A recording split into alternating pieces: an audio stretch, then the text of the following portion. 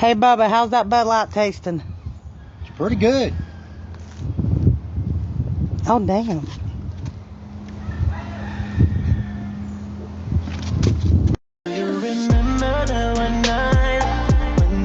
Okay, so Bud Light again, because Bud Light is the gift that keeps on giving.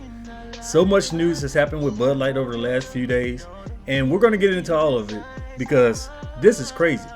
Some people have been fired, allegedly. Maybe they have, maybe they haven't. We're going to look at the sales numbers. Did Bud Light double down and sponsor a gay pride parade? The CEO finally came out of hiding, addressing the elephant in the room. And after several months, Dylan Mulvaney has finally come out of hiding, going after Anheuser-Busch. So let's get into this. According to a report from the Daily Caller, the executives at Anheuser-Busch responsible for the Bud Light controversy that took place during March Madness are out. We have Alissa Heinerscheid.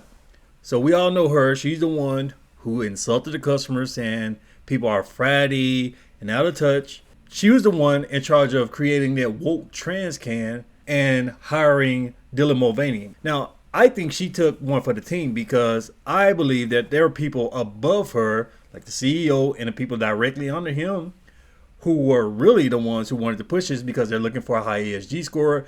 All these companies across the country are going woke.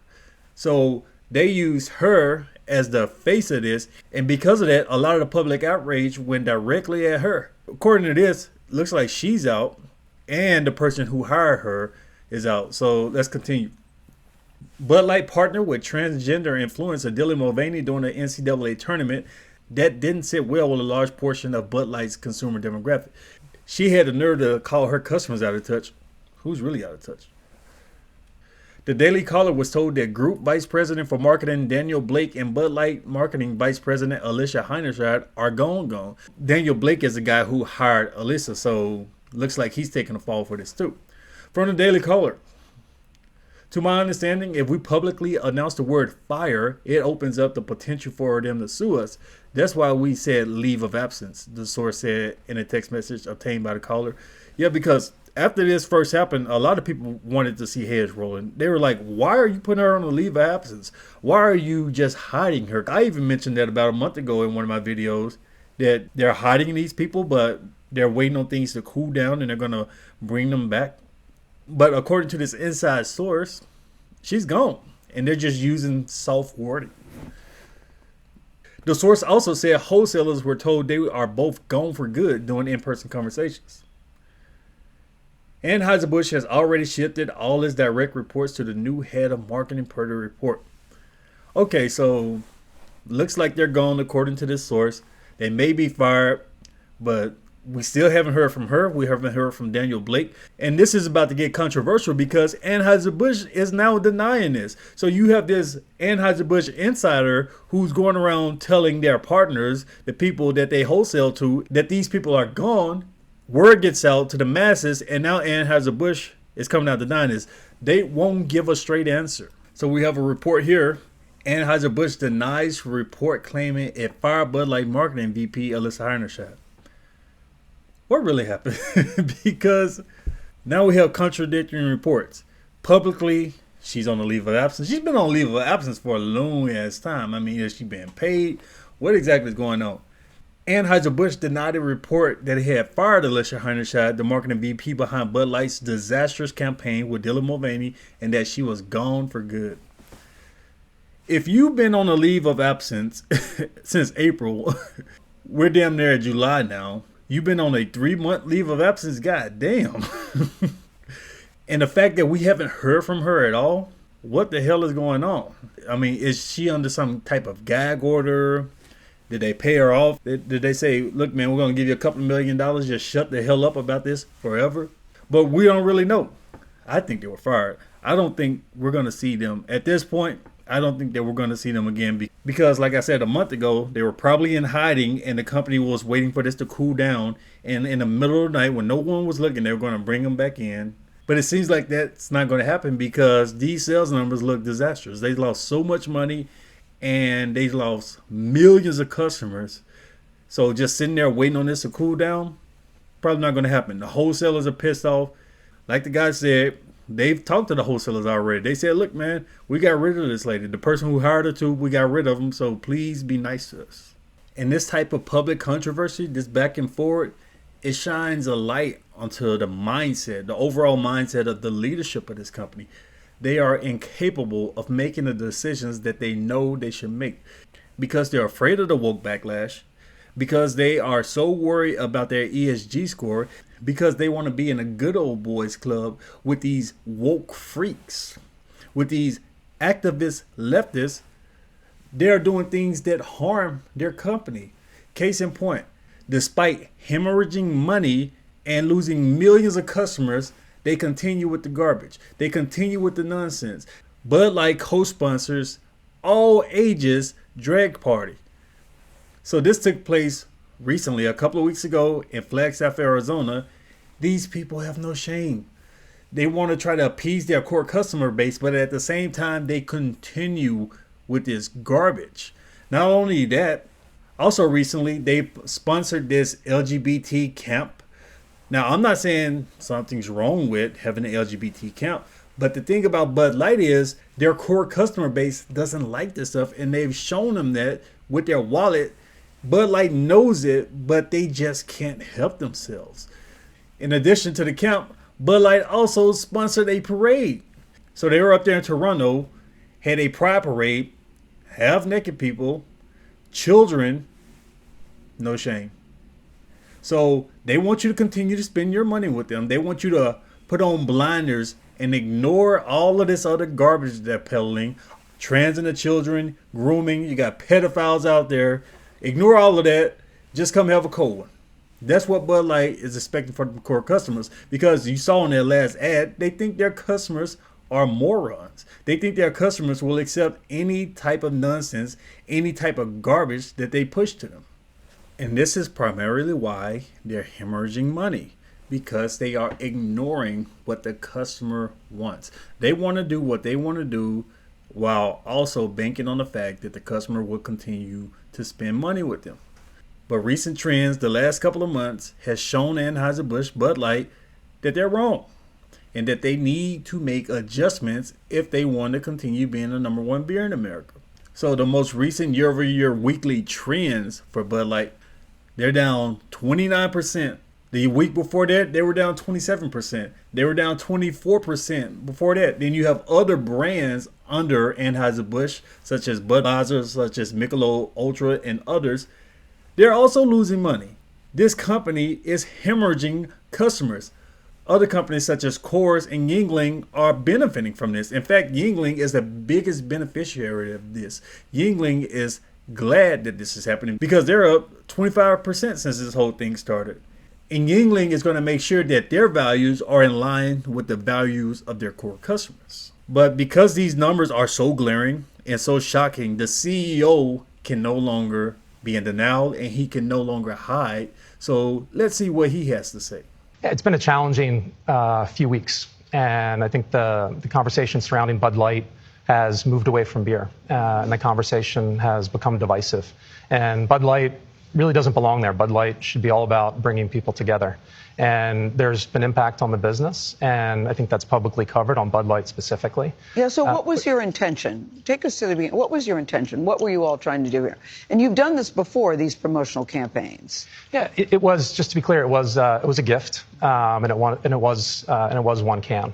But for us, you know, as we look to kind of the future and we look to moving forward, we have to understand the impact that it's had. And like I said, you know, that impact has taken place. But it's the impact on our employees, the impact on our consumers, and as well, the impact on our partners. And I think one thing that I'd love to make extremely clear is that impact is my responsibility. And as the CEO, everything we do here, I'm accountable for. Given the moment we're in, this moment in America with trans issues at the top of a Republican social or conservative political agenda, knowing what you know now, if you could go back, would you send this can to this one person again? There's a big social conversation taking place right now, and big brands are right in the middle of it. And it's not just our industry or Bud Light. It's happening in retail. It's happening in fast food. And so for us, what we need to understand is, deeply understand and appreciate, is the consumer and what they want, what they care about, and what they expect from big brands. So this is a part of why you're getting it from all sides, because I asked you, would you do it again? And people on the trans rights side of things, supporting that community, want you to say, yes, of course, we want that fortitude. And people on the right would criticize you for saying yes. So where are you on the issue? I mean, was this a mistake? You know, Bud Light has supported LGBTQ since 1998. So that's 25 years. And as we've said from the beginning, we'll continue to support the communities and organizations that we've supported for decades. But as we move forward, you know, we want to focus on what we do best, which is brewing great beer for everyone, listening to our consumers, being humble and listening to them, making sure that we do right by our employees, take care and support our partners, and ultimately make an impact in the communities that we serve. So as you saw, there was mostly gobbledygook word salad because he's afraid to say what he needs to say.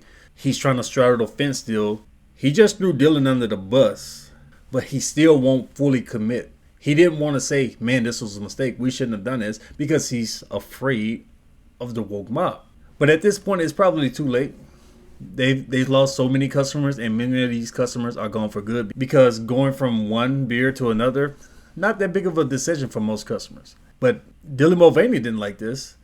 Dylan Mulvaney also didn't like the silence that Bud Light has given him for the last couple of months. He feels a bit disrespected and abandoned, so he's going to give them a piece of his mind. One thing I will not tolerate people saying about me is that I don't like beer, because I love beer and I always have. I built my platform on being honest with you, and what I'm about to tell you might sound like old news, but you know that feeling when you have something uncomfy like sitting on your chest? Well, that's how I feel right now, so this feels like the right thing to do. I took a brand deal with a company that I loved, and I posted a sponsored video to my page.